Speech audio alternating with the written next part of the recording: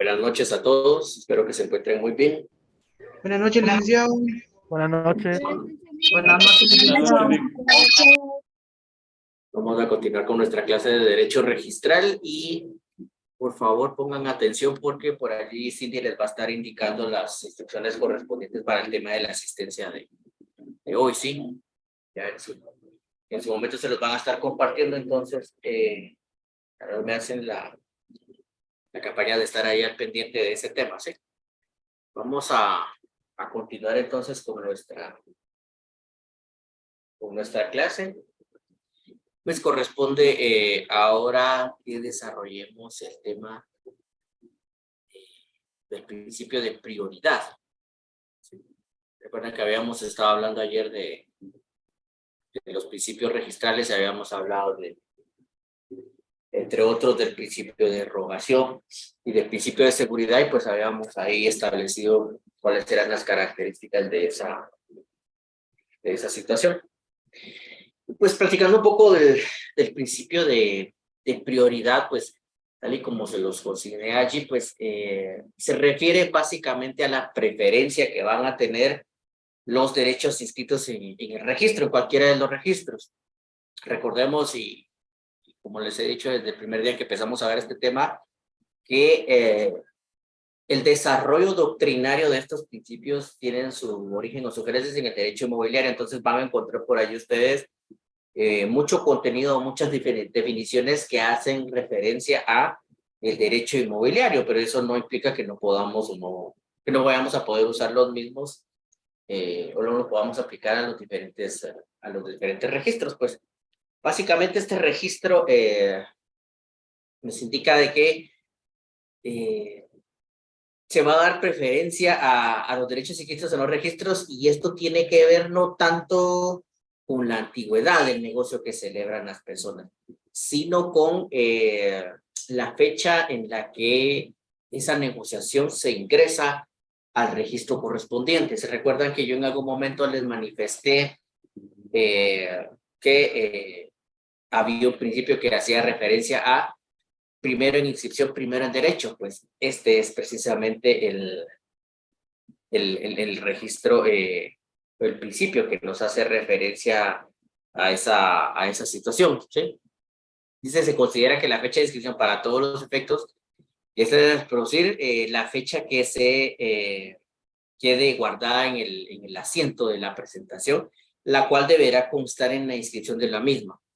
Se recuerda que cuando vimos por allí algunos ejemplos en estos días de las razones de inscripción que hemos visto tanto del registro mercantil como del registro de la propiedad, cuando se asienta o cuando hacen el registro la razón correspondiente de la inscripción, ellos colocan la fecha, y para el caso muy particular del registro de la propiedad, ellos asientan la hora en que la persona se presentó, que el documento fue presentado para su inscripción. Ayer veíamos de que parte de que funciona esto de los registros es que es sujeto a ruego, ¿sí? No es que los registros inscriban las situaciones o los negocios de las personas oficiosamente, no, es a ruego, es decir, la persona interesada o a quien él designe es la que tiene que ir al registro a solicitar que se inscriba o que se hagan las anotaciones correspondientes, y pues esto tiene mucha relación, ¿sí? con esa situación, porque en las razones que asientan los registros queda establecida la fecha y la hora en la que se presentan los documentos para su registro. Gigi Zulema, cuéntenos, Gigi. Tiene levantada su mano. Sí, licenciada, buenas noches. Disculpe. Buenas noches. En ese tipo de principio de rogación, yo tenía esa duda ayer, ¿verdad? Pero como ya era tarde, ya no comenté. De que en la certificación de defunción, como usted dice, ¿verdad? Quien tiene el interés es la persona, pero en la certificación de defunción, ¿es de oficio o la persona, la afectada o los familiares son los interesados en inscribir esa? Fíjese que por lo general cuando son muertes violentas sobre todo, A Ajá. veces son las propias instituciones que ven esta situación quienes hacen esa inscripción, ¿sí? Pero digamos que no es para el caso en particular de RENAP, quien esté directamente, que le digo yo, en las morgues de INASIF o en los hospitales, allí a tanto de qué personas están falleciendo o quiénes están naciendo, ¿no? Siempre es de una u otra forma las terceras personas quienes asisten o quienes van a RENAP para el asiento de la defunción correspondiente, ¿sí?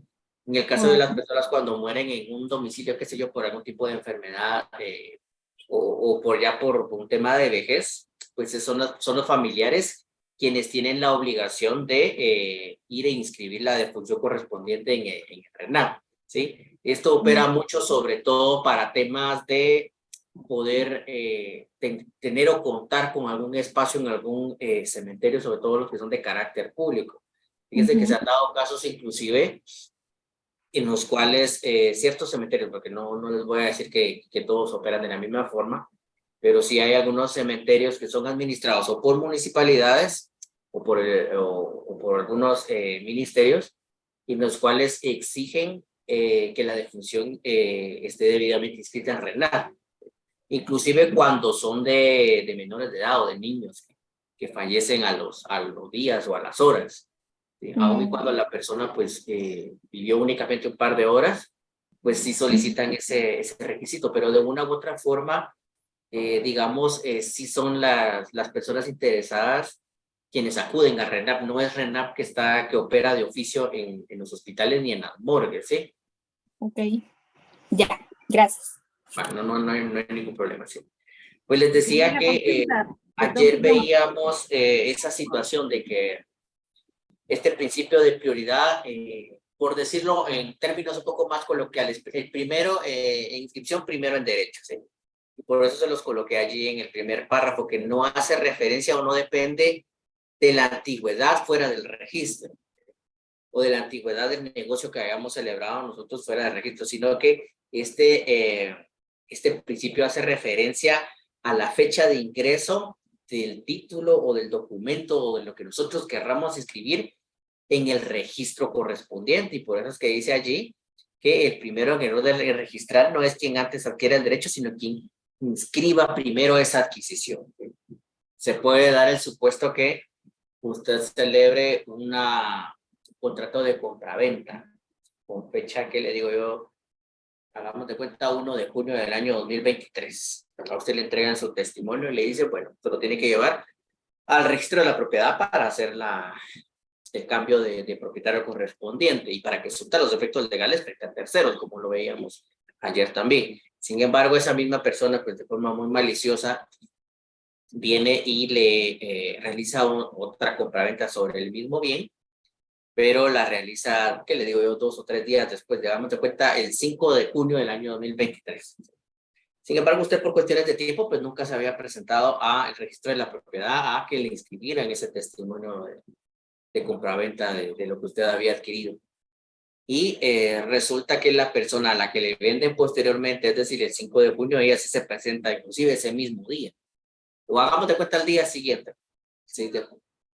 Y usted se está presentando hasta ahora. ¿A quién creen que le asistiría ahí el derecho de prioridad con respecto a esa inscripción?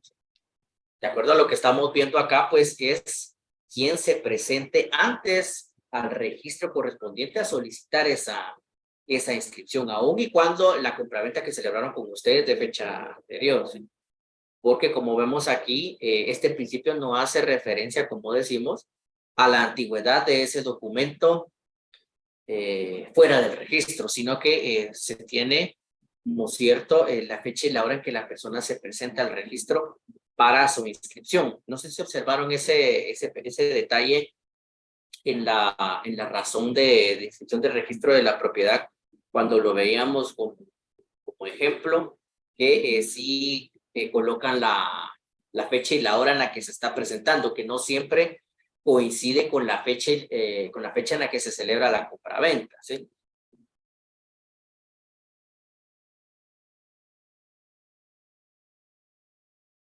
Pues continuando con eso, el fundamento o los fundamentos legales de este principio de prioridad, entre otros, Usted lo va a encontrar en el artículo 1141 y 1142 del Código Civil.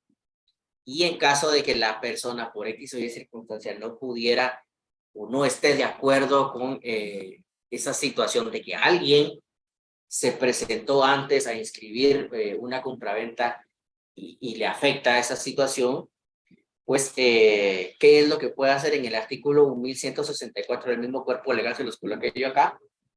Puede promover un incidente ante un juzgado de primera instancia del ramo civil, explicándole al juez esa situación y qué es lo que nosotros vamos a buscar allí.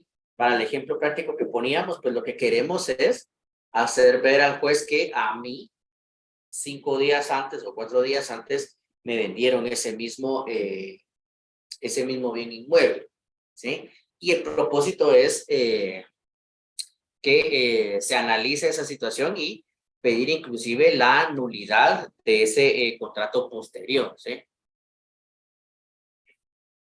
También va a encontrar algo relacionado al principio de prioridad en el artículo 339 y 360 del Código de Comercio y también en el artículo 17, en el segundo párrafo de la Ley de Propiedad Industrial, que habla ahí con respecto a un tema de prelación. En esta ley en particular, en la Ley de Propiedad Industrial, que es la ley que habla respecto a los derechos de autor y derechos conexos, allí, lejos de hablar de prioridad, habla de un tema de prelación, ¿sí? Y por eso les coloqué yo ahí que hay que hacer una diferenciación que son, si bien es cierto, son términos distintos, ambos se complementan, ¿sí?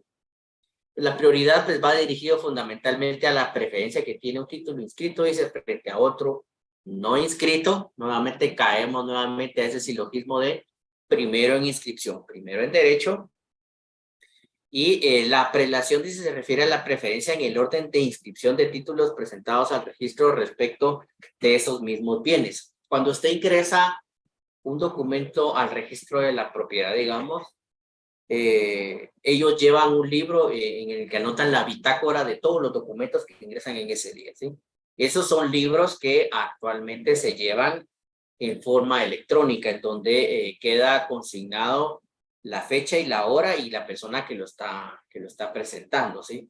Es importante y eso ha servido mucho, sobre todo para el ejemplo práctico que poníamos. Hagamos de cuentas que ambas personas ingresan esa compraventa en relación a un mismo bien el mismo día, es decir, lo presentaron hoy, 13 de junio del año 2023, solo que a la persona que le vendieron el 1 de junio lo presentó a las 9 de la mañana y la otra persona, para hacerlo un poco más dramática, lo presentó a las 9:30.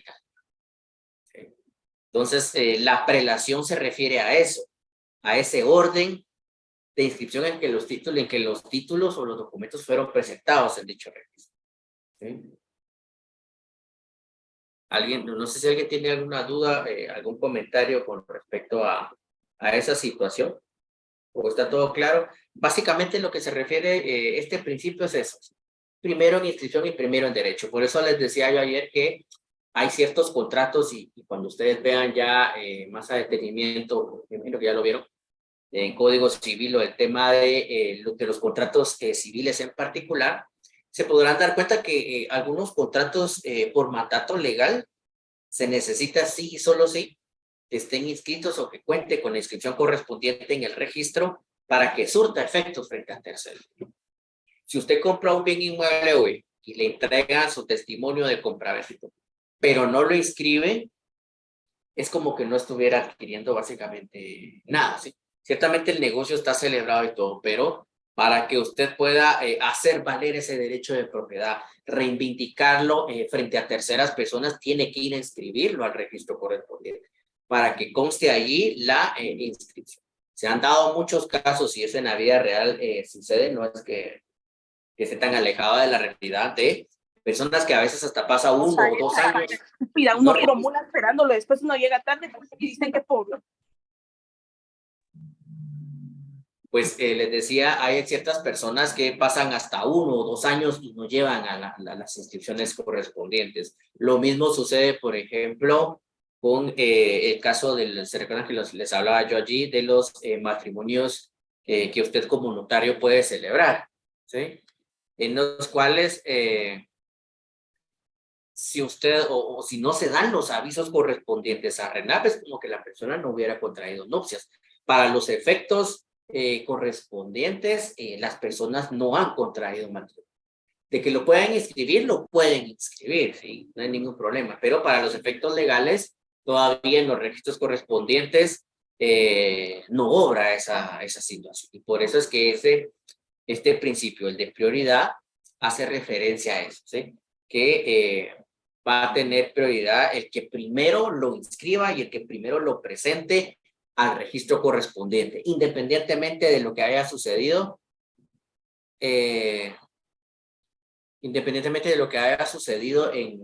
fuera del registro, ¿sí? Y pues para que ustedes lo tengan un poco más claro, pues lo pueden encontrar regulado en esos artículos del Código Civil, y existe por allí también una vía incidental en la cual la persona puede acudir ante un juez de instancia del ramo civil y provocar una revisión a esa prioridad. ¿Por qué el registro de la propiedad le dio prioridad a la compraventa, digamos, que se presentó a las 9:30 de la mañana y no a la mía, que se presentó a las 9 de la mañana, por ejemplo, ¿sí? Estas son situaciones que se pueden hacer ver porque tampoco es que se puedan quedar cruzados de brazos, ¿sí? Y pues lo otro que les decía es que en la ley de propiedad industrial menciona con el nombre de prelación, pero aunque son conceptos distintos, las mismas se complementan, ¿sí?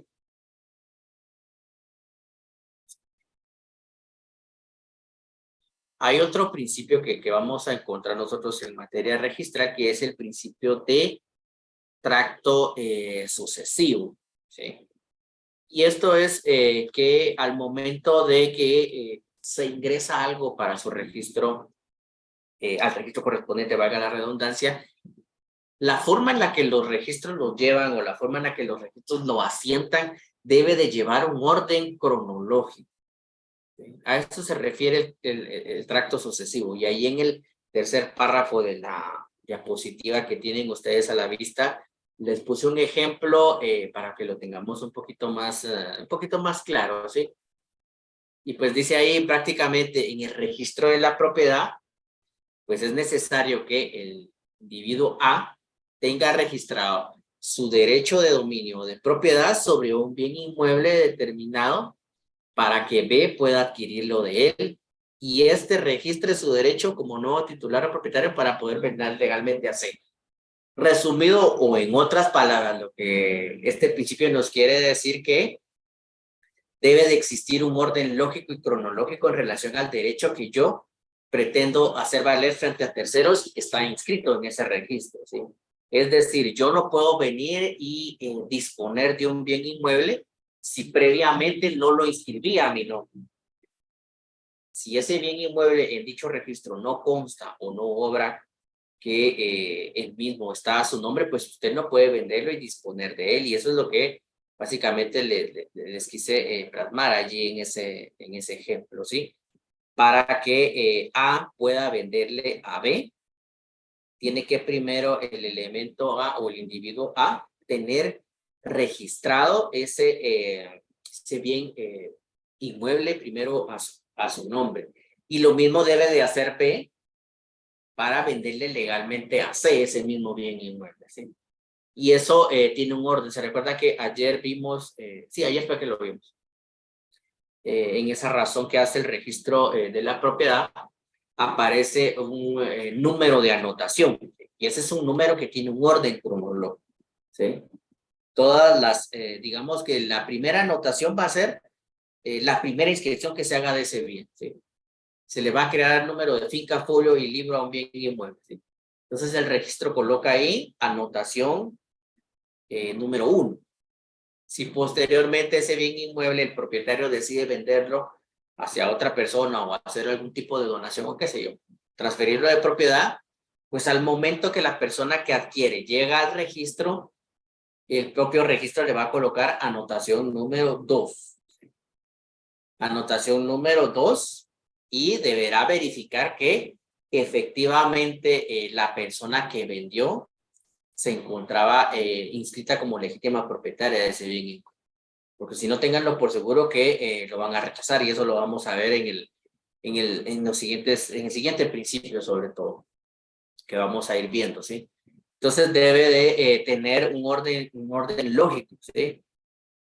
Les puse ahí en el segundo párrafo de esta presentación, dice, podemos concebir este principio como el encadenamiento lógico de los asientos registrales practicados, en el sentido de que para que la inscripción de un acto o contrato se requiere la existencia de una conexión entre un acto con otro anterior ya inscrito. Es decir, si yo en una escritura de compraventa voy a comparecer a vender el bien, debo de acreditar, debo de demostrar fehacientemente que ante el registro de la propiedad yo aparezco como el propietario de ese bien inmueble. Si no, no puedo disponer de él, no puedo vender, no puedo cederle, porque muy seguramente el acto lo vamos a poder celebrar, la escritura de compraventa y todo, pero cuando la persona a la que yo le vendí lo lleve al registro, con seguridad se lo van a rechazar, porque ahí lo que van a decir es, mire, la persona que le vendió a usted, a saber quién es, porque aquí tenemos inscrito a fulano, ¿verdad?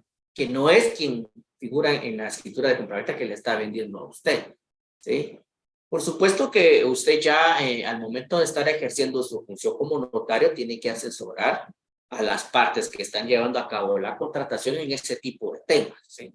Parte del trabajo de la función notarial que usted tiene es no solo moldear ese negocio jurídico que las partes desean celebrar, sino verificar que todo esté en ley, porque recuerde que es usted la persona que como notario va a autorizar, y de hecho en la escritura de compraventa usted va a hacer constar que tuvo a la vista los documentos con los cuales la persona acreditó la propiedad del bien inmueble que está vendiendo. Por lo general es el testimonio que las personas presentan, ¿verdad? Pero ¿cómo puede usted corroborar si de veras ese testimonio fue inscrito en el registro de la propiedad a nombre de la persona que está fungiendo, que se está presentando como el vendedor? Pues primero ese testimonio tiene que traer la razón correspondiente del registro donde fue operado en su momento y aparece esa anotación que el vendedor adquirió por el precio de 1,000 quetzales o qué sé yo, de fulano o de vengano de sultano. Pues ya con eso usted tiene una idea, un indicio de que sí, esa compraventa sí fue inscrita y sí aparece en el registro de la propiedad el vendedor como el propietario de la misma. Pero si usted quiere asegurarse o estar más seguro de esa situación, pues igual puede hacer la consulta al registro general de la propiedad que veíamos por allí también, ayer me parece, si no me recuerdo, veíamos que puede hacer la consulta en línea al registro de la propiedad y verificar si efectivamente ese bien inmueble pertenece a la persona que está aquí como vendedora, ¿sí? Pues esa es básicamente a lo que se refiere este principio de tracto sucesivo, que tiene que tener un orden lógico en cuanto a la forma en la que se van inscribiendo los actos que son sujetos o que están sujetos a inscripción en el registro, ¿sí? Ha de señalarse también de que, no obstante, es necesario que lleve un orden cronológico. Solo permítame que está pasando una moto por acá.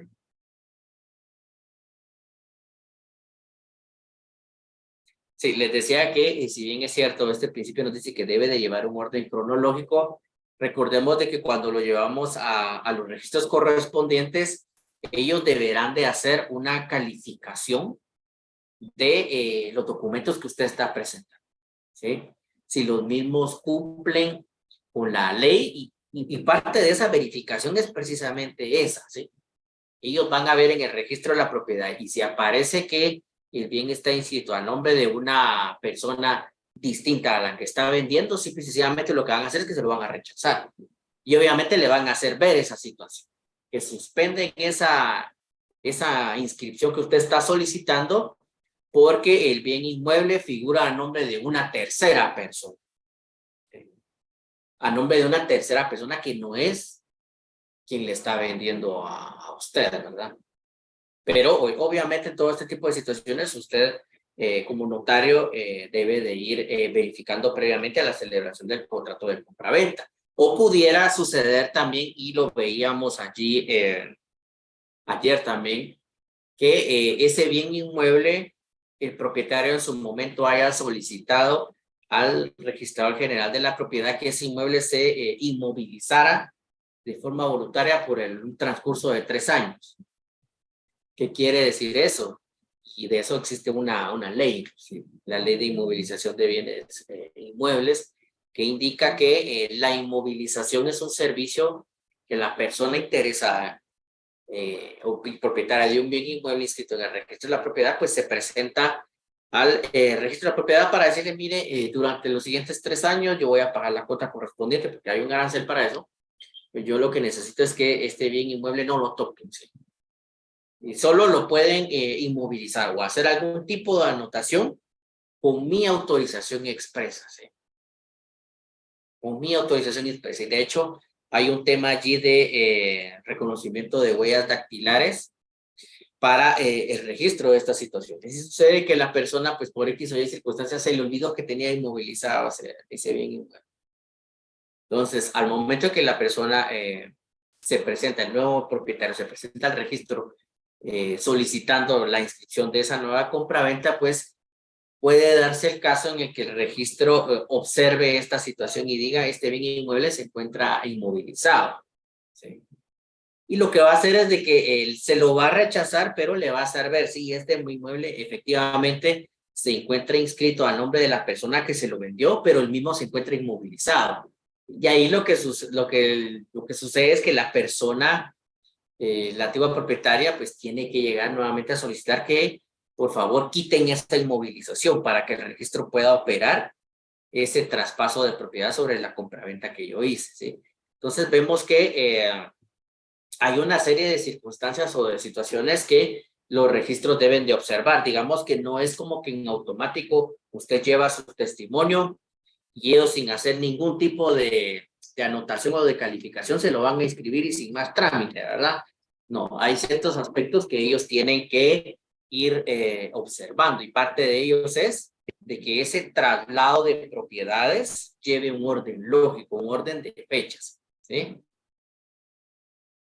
De lo contrario estarían incurriendo en algún tipo de responsabilidad.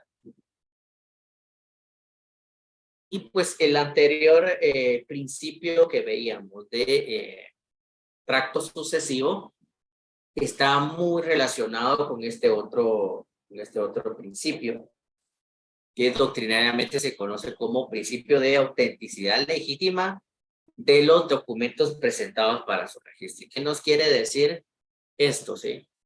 Que aparte de que el registro debe observar que se cumple con ese orden lógico, sí, efectivamente el sujeto A lo compró y aparece aquí como propietario. Y ahorita le está vendiendo al sujeto B y después posteriormente B le vendió a C. Entonces, digamos que el registrador ya hizo esa secuencia y verificó que efectivamente se cumple. Tiene un orden lógico.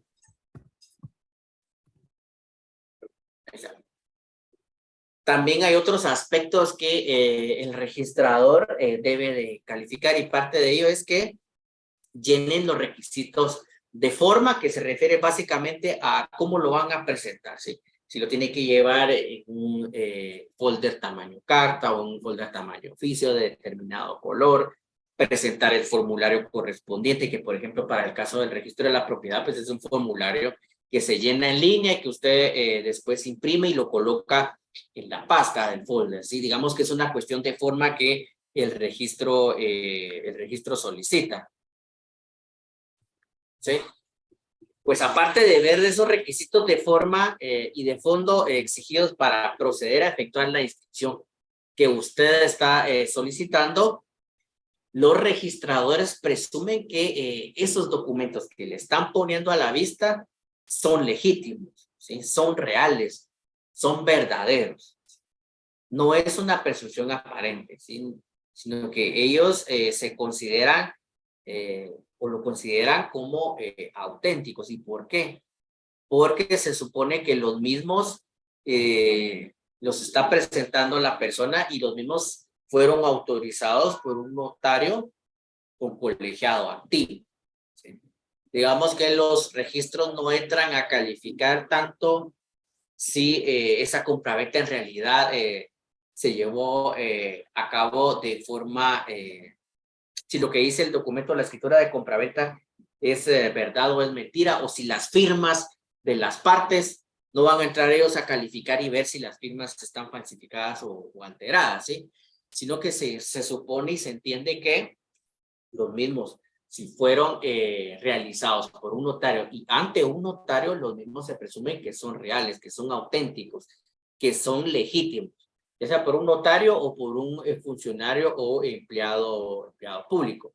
Sí, yo por ahí les coloqué que vean y que den lectura al artículo 186 del Código Procesal Civil y Mercantil, porque allí ese artículo, ahí van a encontrar ustedes que los funcionarios públicos, los notarios y los funcionarios públicos, pues están investidos de fe pública. ¿Qué significa estar investidos de fe pública? Que todo aquello que usted autoriza como notario es verdad. Ya si las personas mintieron o ese tipo de situaciones, pues usted mismo dentro del documento consignó que les hizo las advertencias de ley y los delitos en las que pudieran incurrir, ¿sí? Si lo que declararan no fuera cierto, ¿sí?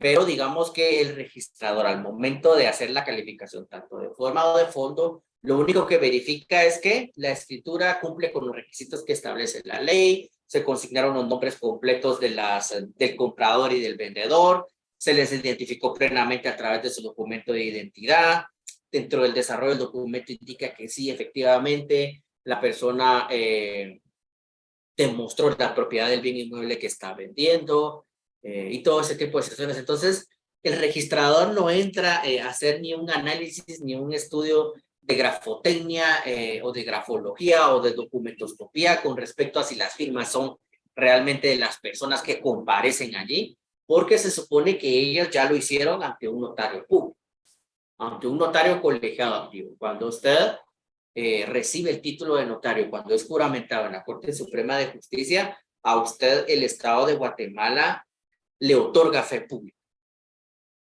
Y eso es una situación bastante delicada, ¿sí? Y de mucha responsabilidad, porque estar dotado de fe pública significa que todos aquellos documentos que estén autorizados ante su persona son reales, son verdad, ¿sí? Salvo el derecho que tienen las partes, por supuesto, de alegar o de impugnarlos por nulidad o por vicios en el consentimiento, indicando de que lo que ahí se transcribió no era cierto, o que la persona que se presentó no era yo y me falsificaron la firma. Pero eso es un derecho que las partes deberán hacer valer ante el juez, ante un juez de instancia civil, pidiendo la nulidad de ese instrumento público, ¿sí? Entonces, el registro de la propiedad y los registros no es que de oficio puedan venir a hacer una calificación de esos aspectos, sino que lo que califican es si se está cumpliendo con los requisitos de forma que por lo general son requisitos que ellos mismos establecen para, en cuanto, valga la redundancia, en cuanto a la forma en la que deben de presentarse los documentos para su inscripción, y el fondo del asunto si cumple con los requisitos establecidos por la propia ley. Vemos entonces que el trabajo del registrador no se limita únicamente a recibir y en automático hacer las inscripciones correspondientes. Vimos anteriormente que el principio de tracto sucesivo les exige a ellos verificar que lleve un orden lógico, que la persona que está compareciendo como vendedor efectivamente aparece en el registro como propietario activo, anterior, ¿sí? Tiene un legítimo derecho y lo está ejerciendo. Si no aparece, pues ahí lo más seguro es que se lo van a rechazar y le van a hacer ver al nuevo comprador, mire, la persona que le vendió, a saber quién es, ¿no? Ni siquiera aparece aquí en el registro de la propiedad. Aquí aparece que el propietario es el sujeto B. Pero adicional a eso, pues el principio de autenticidad legítima de los documentos presentados para su registro, se presume que el contenido de los mismos es verdad, que las personas que comparecieron allí efectivamente firmaron y celebraron el contrato correspondiente y que lo que está plasmado en ese documento es efectivamente la voluntad de las personas. ¿Y por qué se da esto? Porque se entiende que lo hicieron ante un notario colegiado activo dotado de fe pública. Entonces el registro no entra a presumir la autenticidad de eso. Ya quedará a salvo el derecho que tienen las partes o las personas interesadas de poder acudir ante un juez de ramo civil y poder alegar, mire, ese testimonio que se inscribió, esa compraventa que se inscribió el 13 de junio del año 2023, es un documento que se debe declarar nulo, porque la firma que calza en ese documento no es la mía, no me pertenece. Yo en ningún momento he vendido mi bien. Yo en ningún momento he comparecido, ni sé quién es el comprador y necesito que se investigue y se deduzcan las responsabilidades, sobre todo para el notario y para el eventual comprador a quien se transfirió esa propiedad, ¿sí? Y pues ya de las investigaciones correspondientes que realice en su momento el Ministerio Público, pues ya se tendrán que deducir las responsabilidades correspondientes, ¿verdad? Pero a eso se refiere básicamente ese principio de autenticidad de los documentos presentados para su registro. Igual sucede, por ejemplo, en el caso del registro mercantil, en donde lo que se presenta para su inscripción es el testimonio de la escritura de constitución de sociedad anónima, ¿sí?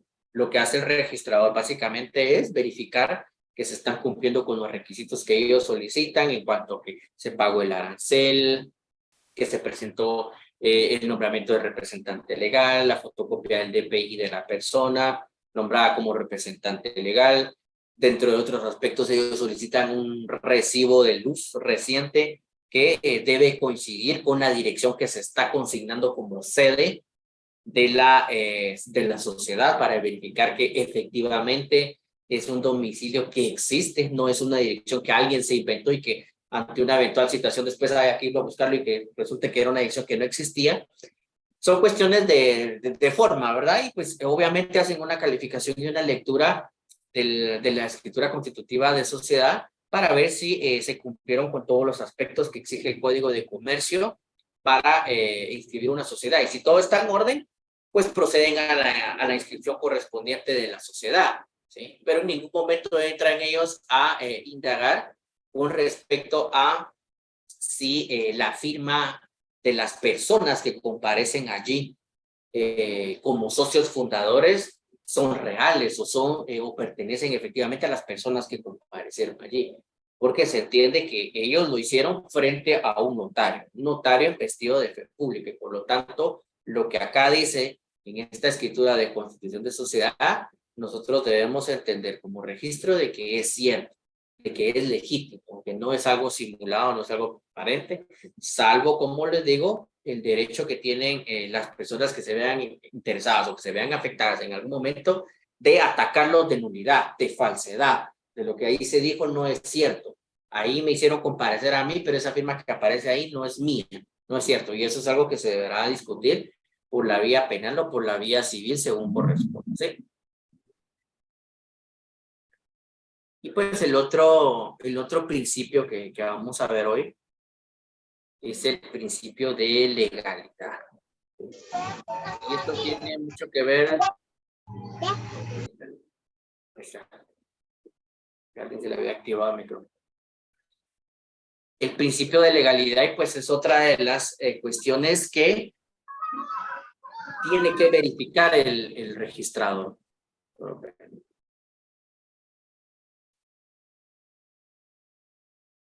Solo permítanme.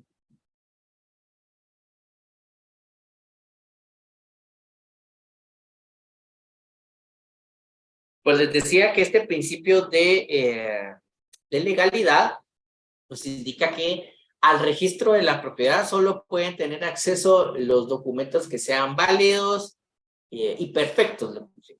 ¿Sí? Es decir, aquellos que reúnen los requisitos de forma y de fondo que son exigidos por la ley. Estos requisitos que deben de verificar los registradores en cuanto a que se identificaron plenamente a las personas, para el caso de las sociedades mercantiles que se consignó el giro comercial de la sociedad, el nombre comercial de la sociedad, el capital suscrito, el capital pagado, el monto de las acciones, el valor nominal de cada una de las acciones, que son requisitos que el Código de Comercio establece en su propia ley, que debe de cumplir una escritura de constitución de sociedad, pues el registrador debe de verificar que se cumplieron con esos requisitos, pero no son requisitos, digamos, antojadizos o que él se los vaya a inventar o que no tengan un asidero legal, no. Son requisitos que deben de estar debidamente regulados y reglamentados, ¿sí? Y pues el principio de legalidad se refiere a eso de que únicamente en el registro se van a inscribir aquellos títulos o aquellos documentos que cumplan con los requisitos de forma y de fondo exigidos por la ley. Todo aquello que se encuentre fuera de ley, lo que va a suceder es que el registro lo va a suspender o en el peor de los casos, entonces lo va a rechazar en definitiva, haciéndole ver que no cumple con los requisitos que exige la ley de la materia, dependiendo de lo que estemos inscribiendo, para poder inscribirse y hacer valer su derecho de propiedad. Hay una autora ahí que yo les puse por allí, que ella manifiesta que la calificación de los títulos presentados a la inscripción constituye el medio o instrumento para hacer efectivo el principio de legalidad. Mediante ella, los títulos defectuosos son rechazados en definitiva o provisionalmente del registro, ya que en él solo tienen acceso a registrar los títulos perfectos, ¿sí? Como les decía, hay algunos registros que cuando el registrador hace el análisis correspondiente y ve que le falta uno de los requisitos o que la escritura no cumple con alguna situación que exige la ley, lo que va a hacer es que les va a colocar, no sé si ustedes están familiarizados, me imagino que sí, con el término de que colocan un previo, ¿sí? Que no es más que una anotación en donde le dice previo a la inscripción de esta sociedad, favor cumplir con lo siguiente, y le detallan allí qué es lo que según el registro le hace falta a la escritura de constitución de sociedad que usted llevó a inscribir al registro mercantil. Se lo detallan ahí, por ejemplo, ¿qué les digo yo? Le hacen la observación allí y le dicen en la cláusula 9ª, no se indicó claramente cuál es el valor nominal de cada una de las acciones que la sociedad va a emitir. Digamos que es un requisito que la ley establece que se debe de consignar de forma clara y expresa en una escritura de constitución de sociedad, y pues entonces el registro mercantil, después de que se lo recibió y haber realizado esa calificación a la que hacíamos referencia y de ver de que se cumplen con los requisitos de ley, se lo va a suspender y le va a colocar ese previo, ¿sí? No se lo está rechazando, solo le está diciendo previo a que veamos la calificación de su sociedad, es necesario que usted cumpla con estos requisitos que establece la ley, y de hecho le colocan allí cuál es la deficiencia o qué es la información que le hace falta, y le colocan allí el asidero legal que tiene para tal situación, ¿verdad? Solo permítanme un minutito.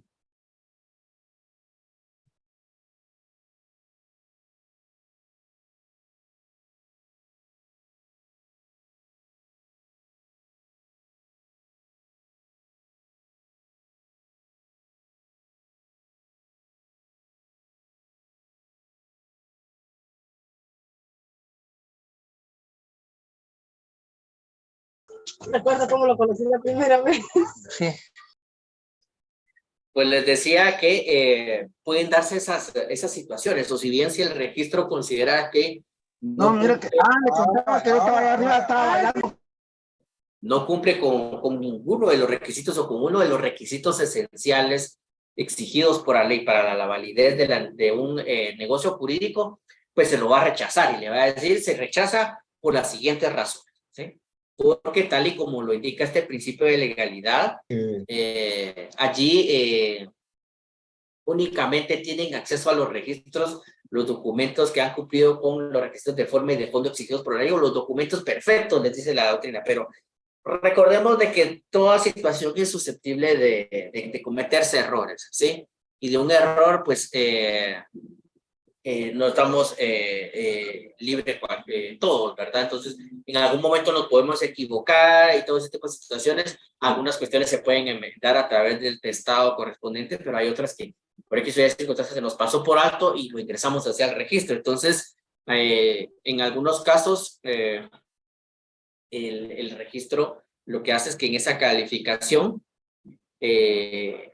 manifiesta las razones por las cuales se lo está suspendiendo y qué es lo que usted debe subsanar, ¿sí? Muchas veces esto se subsana a veces a través de una escritura de aclaración o de ampliación, pero Eso lo van a ver ustedes más adelante en el curso de Derecho Notarial. Sin embargo, vemos que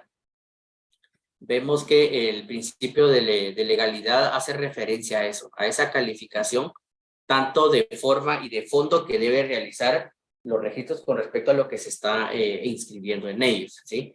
Vemos entonces que no es que los registros operen en automático, ¿sí? Hay ciertas calificaciones que se le deben de dar cumplimiento, no solo porque lo establece el propio registro, sino que principalmente lo establece la propia ley de la materia, ¿sí? Debe de observar entonces el registrador, atendiendo al principio de tracto sucesivo, que existe un orden cronológico en ese registro y que a través de ese orden cronológico quien figura como vendedor no es el propietario del bien. Entonces ahí lo que más seguro es que se lo van a rechazar, pero le van a explicar y le van a indicar las razones por las cuales se lo están rechazando, ¿sí? Les puse por allí que este principio lo podrían o lo pueden encontrar en el artículo 346 del Código de Comercio. Y digamos que el grado de calificación de los documentos que uno ingresa al registro va a depender mucho de lo que se esté inscribiendo y del tipo de registro, ¿sí? Digamos que hay registros que son como que bastante prácticos y bastante sencillos. De hecho, registro mercantil, les comento, es un registro que permite realizar muchas inscripciones en línea, ¿sí?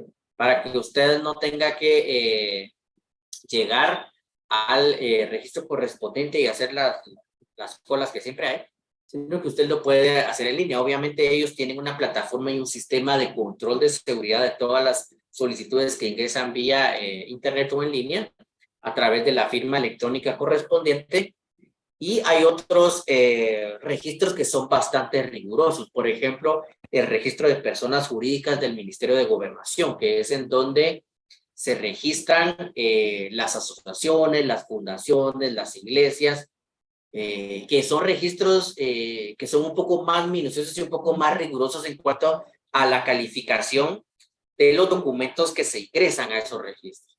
De hecho, en este registro, en estos registros que operan en el Ministerio de Gobernación, previo a que usted realice la escritura de constitución de una fundación, por ejemplo, le solicitan que les envíe primero la minuta de esa escritura de constitución de fundación o de asociación, para que ellos hagan una calificación y le hagan las observaciones correspondientes, para que ya después le emitan una resolución y le indique, sí, esta escritura y esta minuta, así como está, pues sí cumple con los requisitos de ley y ya procede usted a hacer la escritura correspondiente y posteriormente la procede a inscribir, ¿sí? Pero varía mucho de qué registro es lo que vamos a utilizar, ¿va? O qué es lo que nosotros querramos registrar. El registro de propiedad intelectual, por ejemplo, realiza como parte de su función una revisión minuciosa respecto a las marcas, porque puede darse el caso que exista alguna marca que yo desee inscribir o algún logo que pueda causar confusión y que sea parecido a una marca que ya existe. Entonces, la revisión y el análisis y esa calificación que ese registro realiza es más minuciosa y es inclusive un poco más difícil, ¿sí? Porque estamos hablando de que lo que se está inscribiendo es algo que en determinado momento puede causar confusión hacia el público en general. Por ejemplo, que yo quiera inscribir una marca que sea muy parecida, muy similar a la marca que les digo de Pollo Campero, ¿sí? O de McDonald's, ¿sí? Eso puede causar confusión. Entonces, parte del trabajo que tiene el registro es verificar eso, que previo a hacer la anotación y la inscripción correspondiente, hacer todo ese análisis y establecer que la marca es distinta, que no puede causar confusión. Si no, de lo contrario, lo que va a suceder es que se lo va a rechazar, pero le va a hacer ver las razones por las cuales no lo puede inscribir y le va a explicar, mire, es que ya existe una marca que es muy similar a lo que usted quiere inscribir y de hecho es en el mismo ámbito de comercialización, digamos, es de comida.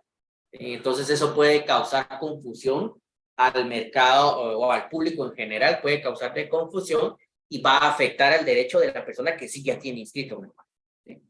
Entonces, el grado de calificación de los documentos o de lo que se vaya a inscribir depende mucho del tipo de registro que utilicemos y de qué es lo que nosotros querramos inscribir. Registro de la propiedad también puede realizar una calificación de inscripción minuciosa, sobre todo con respecto a ese principio que tiene que ver, ese principio de tracto sucesivo, con respecto a si la persona que está vendiendo efectivamente es la legítima propietaria. Y si no existe ninguna anotación que impida realizar o llevar a cabo esa inscripción correspondiente. ¿Sí? Bueno, vamos a dejar por acá el día de hoy. Entonces, me imagino que ya la mayoría ya firmó el tema correspondiente de la asistencia. Si no hay ninguna duda o algún comentario, yo me quedaría por acá hoy, agradeciéndole siempre el favor de su atención y nos estaríamos viendo mañana siempre en el horario acostumbrado, ¿sí? Pase buenas noches, licenciado. Buenas noches. Feliz noche, Igualmente, Feliz noche, licenciado. Feliz noche, licenciado. Feliz noche, licenciado.